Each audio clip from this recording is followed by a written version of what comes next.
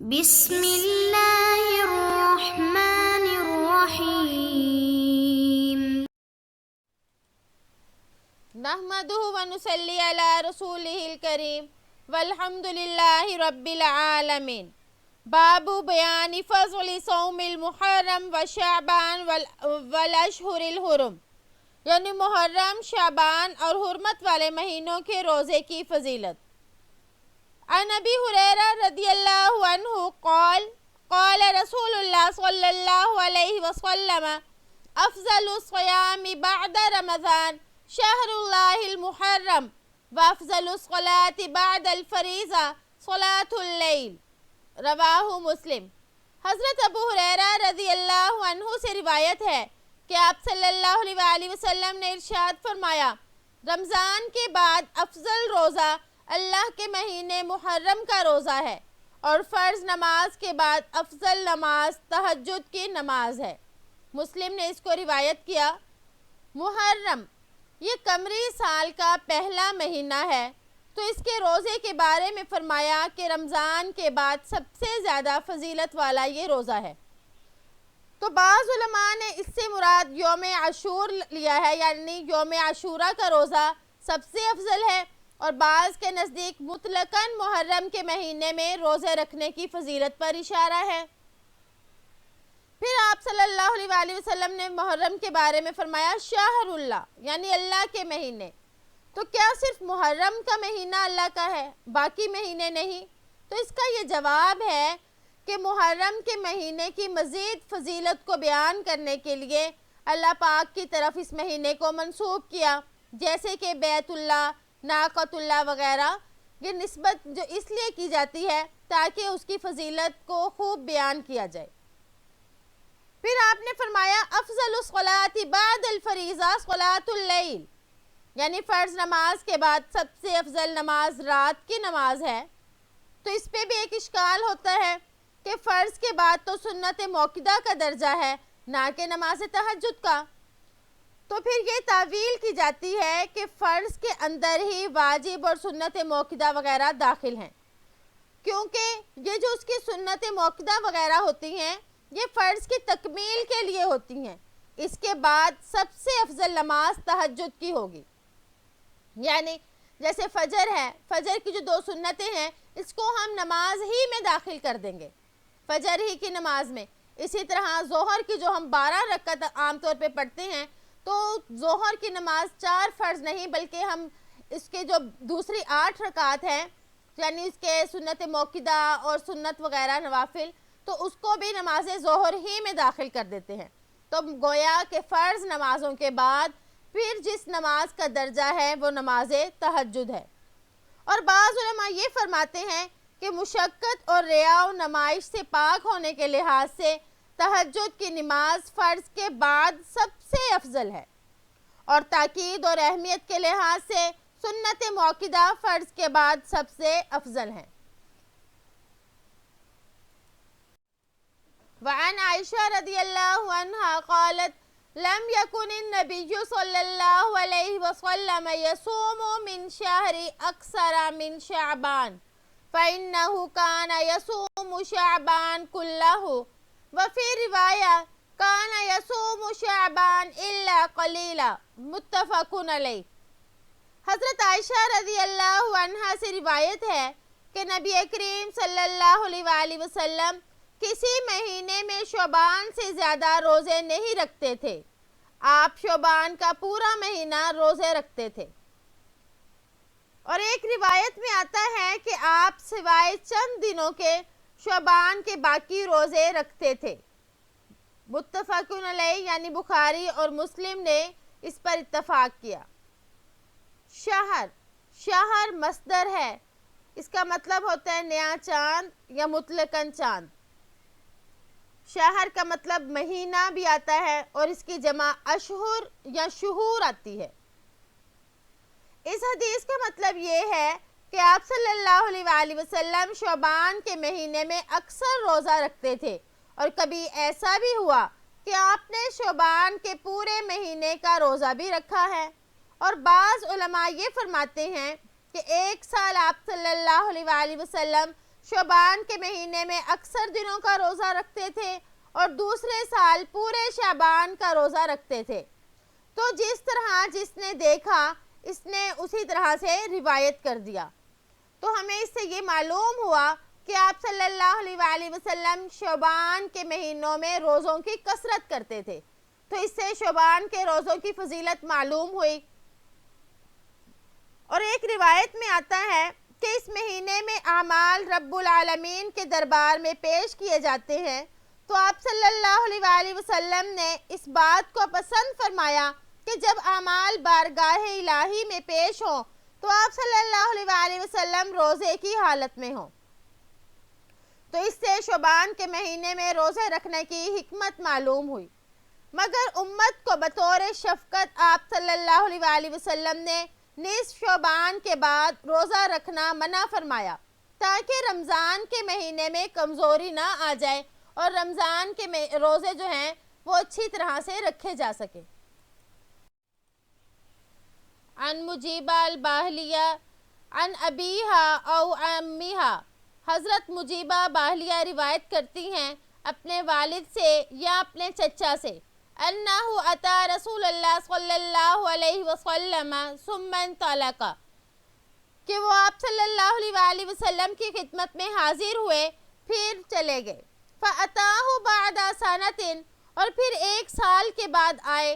وَقَدْ تَغَيَّرَتْ حَالُهُ وَهَيْئَتُهُ، تو ان کی حالت تبدیل ہوئی تھی۔ فَقَالَ يَا رَسُولَ اللَّهِ أَمَا تَعْرِفُنِي، تو انہوں نے فرمایا اے اللہ کے رسول کیا آپ مجھے پہچانتے ہیں؟ قال، فرمایا آپ صلی اللہ علیہ وآلہ وسلم نے وَمَنْ أَنْتَ، تم کون ہو؟ قال انا الباہلی الذی جئتک عام الاول، انہوں نے کہا میں وہ باہلی ہوں جو آپ کی خدمت میں گزشتہ سال آیا تھا۔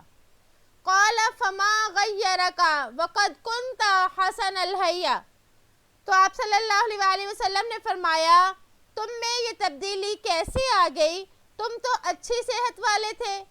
قال ما اکلت طعاما منذ فارقتک الا بلیل، تو انہوں نے عرض کیا میں جب سے آپ سے جدا ہوا ہوں صرف رات کا کھانا کھاتا ہوں۔ فقال رسول اللہ صلی اللہ علیہ وسلم عذبت نفسک، تو اس پر آپ صلی اللہ علیہ وآلہ وسلم نے فرمایا تم نے اپنے نفس کو عذاب میں مبتلا کیا۔ ثم قال صم شہر الصبر، پھر فرمایا تم صبر والے مہینے کا روزہ رکھو۔ وَيَوْمًا مِّن كُلِّ شَهْرٍ، اور ہر مہینے میں ایک روزہ۔ قال زدنی فإن بی قوة، انہوں نے کہا میرے لیے اضافہ فرما دیں کیونکہ مجھ میں قوت ہے۔ قال صم یومین، تو آپ صلی اللہ علیہ وآلہ وسلم نے فرمایا کہ ہر مہینے 2 دن کا روزہ رکھ لو۔ قال زدنی، تو انہوں نے کہا کچھ اضافہ فرما دے۔ قال صم 3 ایام، تو آپ صلی اللہ علیہ وآلہ وسلم نے فرمایا 3 دن کے روزے رکھ لیا کرو۔ قال زدنی، تو انہوں نے فرمایا کہ کچھ اضافہ فرما دے۔ قال صم من الحرم واترک صم من الحرم واترک صم من الحرم واترک، تو آپ صلی اللہ علیہ وآلہ وسلم نے فرمایا حرمت والے مہینوں میں بعض روزے رکھو اور پھر چھوڑ دو، حرمت والے مہینوں میں بعض روزے رکھو اور چھوڑ دو، حرمت والے مہینوں میں بعض روزے رکھو اور چھوڑ دو۔ وقال بأصابع 3 فضمها ثم ارسلها، رواہ ابو داود، اور آپ صلی اللہ علیہ وآلہ وسلم نے اپنے 3 انگلیوں کے ساتھ اشارہ فرمایا، پس انہیں ملایا پھر انہیں چھوڑ دیا۔ وشہر الصبر رمضان، یعنی صبر والے مہینے سے مراد رمضان کا مہینہ ہے۔ تو اس میں آپ صلی اللہ علیہ وآلہ وسلم نے صحابی کو کثرت سے روزہ رکھنے سے منع فرمایا۔ آپ صلی اللہ علیہ وآلہ وسلم کی سے جو روایت کرتی ہیں، یعنی اس کے بارے میں راوی کو شک ہے کہ وہ اپنے والد سے روایت کرتی ہیں مجیبہ باہلیہ یا اپنے چچا سے روایت کرتی ہیں، اس میں شک ہو گیا۔ اور مجیبہ باہلیہ جو ہیں ان کے بارے میں بھی بعض لوگوں نے یہ کہا کہ یہ مرد کا نام ہے، مگر صحیح قول علماء کا یہی ہے کہ یہ عورت کا نام ہے۔ تو اس حدیث مبارکہ میں آپ صلی اللہ علیہ وآلہ وسلم کے بارے میں یہ بتایا گیا کہ آپ نے پورا سال روزہ رکھنے سے منع فرمایا، یعنی روزوں کی اتنی کثرت کہ انسان کی اپنی جان ہی ہلکان ہو جائے۔ تو آپ نے فرمایا کہ تم نے تو اپنے نفس کو عذاب میں مبتلا کر دیا۔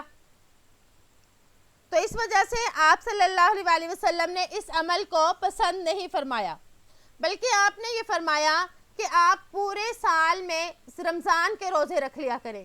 جب صحابی نے فرمایا کہ مجھ میں اس سے زیادہ طاقت ہے، تو آپ صلی اللہ علیہ وآلہ وسلم نے پھر ان کو بتدریج کہتے رہے، ایک روزہ پھر 3 روزے اس طرح کر کے، اور ہر مہینے میں 3 روزے جو فرمائے جاتے ہیں، تو چونکہ ایک نیکی کا ثواب 10 گنا بڑھ جاتا ہے، تو اگر کوئی شخص ہر مہینے میں 3 روزے رکھ لے گا تو گویا کہ اس نے 30 دن کے روزے رکھے، یعنی مکمل مہینہ رکھ لیا، تو اس لیے اس کو بھی بہت زیادہ اجر و ثواب ملے گا۔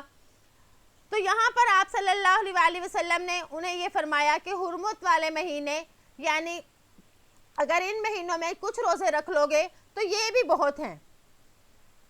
مگر بعض دفعہ آپ صلی اللہ علیہ وآلہ وسلم نے صوم داودی رکھنے کا بھی کہا گیا، یعنی حضرت داود علیہ السلام جس طرح سے روزے رکھتے تھے اس کو بھی آپ نے پسند فرمایا۔ تو یہ صوم داودی اس کے لیے ہے جس میں طاقت ہو، اگر کوئی کمزور ہے تو پھر وہ اس طرح سے روزے نہ رکھے۔ یعنی آپ صلی اللہ علیہ وآلہ وسلم نے روزے جو ہے رکھنے کی تاکید فرمائی، لیکن اپنی طاقت کے موافق۔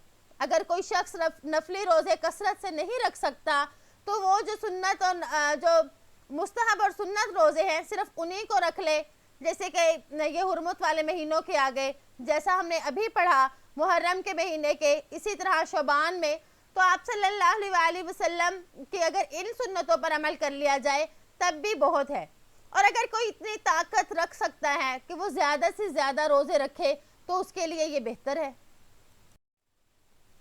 باب فضل الصوم وغیرہ فی العشر الاول من ذی الحجہ، ذو الحجہ کے پہلے 10 دن میں روزہ اور دوسرے نیکیوں کی فضیلت کا بیان۔ عن ابن عباس رضی اللہ عنہما قال قال رسول اللہ صلی اللہ علیہ وسلم ما من ایام العمل الصالح فیہا احب الی اللہ من هذه الایام، یعنی ایام العشر۔ قالوا یا رسول اللہ ولا الجہاد فی سبیل اللہ؟ قال ولا الجہاد فی سبیل اللہ الا رجل خرج بنفسه وماله فلم یرجع من ذلک بشیء۔ حضرت عبداللہ بن عباس، یعنی ابن عباس سے مراد حضرت عبداللہ بن عباس ہیں۔ حضرت عبداللہ بن عباس رضی اللہ عنہما سے روایت ہے کہ آپ صلی اللہ علیہ وآلہ وسلم نے ارشاد فرمایا، ذو الحجہ کے ابتدائی 10 دنوں کے مقابلے میں دوسرے کوئی دن ایسے نہیں جن میں نیک عمل اللہ جل شانہ کو ان دنوں سے زیادہ محبوب ہو۔ صحابہ کرام رضی اللہ عنہم نے عرض کیا، یا رسول اللہ، اللہ کی راہ میں جہاد کرنا بھی نہیں؟ آپ صلی اللہ علیہ وآلہ وسلم نے ارشاد فرمایا، اللہ کی راہ میں جہاد کرنا بھی نہیں، سوائے اس مجاہد کے جو اپنی جان اور مال لے کر جہاد کے لیے نکلا ہو پھر کسی چیز کے ساتھ واپس نہیں آیا۔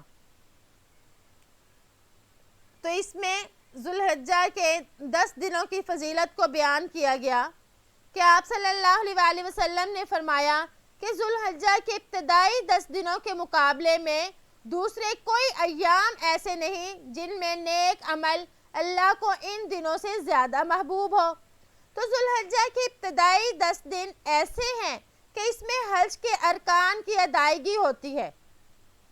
تو کچھ مسلمان تو اس نعمت سے فائدہ اٹھا لیتے ہیں، یعنی حج کر لیتے ہیں، مگر بہت سے مسلمان جو حج پر نہ جا سکے ہوں تو ان کی دلجوئی کے لیے شریعت نے یہ عمل بتایا کہ وہ اپنے گھر میں رہتے ہوئے ان دنوں میں خوب نیکیاں کریں۔ تو اسی وجہ سے ایک روایت میں ان دنوں کے روزے کا ثواب 1 سال کے روزے کے برابر فرمایا، اور اس کی راتوں کی عبادت کو شب قدر کے برابر قرار دیا۔ اور انہی دنوں کی قرآن مجید میں اللہ جل شانہ نے قسم کھائی ہے والفجر ولیال عشر، یعنی یہاں پر 10 دن سے مراد یہی 10 دن ہیں۔ تو اللہ تعالیٰ سے دعا ہے کہ اللہ پاک ہمیں بھی ان 10 دنوں میں خوب نیکیاں کرنے کی توفیق عطا فرمائے۔ ہم نے جو پڑھا اللہ پاک ہمیں اس پر عمل کرنے کی توفیق عطا فرمائے۔ امید ہے کہ آپ کو آج کا سبق سمجھ آ گیا ہوگا۔